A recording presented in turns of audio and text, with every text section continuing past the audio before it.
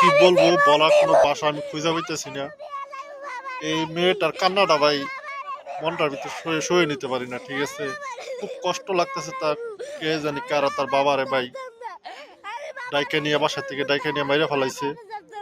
দেখেন এই মেয়েটার মুখের দিকে তাকিয়ে দেখেন, এই আপন বলতে মেয়েটার কিছু রইলো না, ঠিক আছে। আপন বলতে তার মেয়েটার কিছু রইলো না।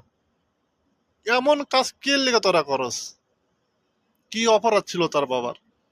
কেন তার বাবাকে তোরা হত্যা করলি? এই মেয়েটাকে ইতিম করলি। এই মেয়েটার এখন কি উপায় দেবো তোরা? এটা ভাবলি না? না জানি তার বাবা কি না জানি কি করছে জানি না।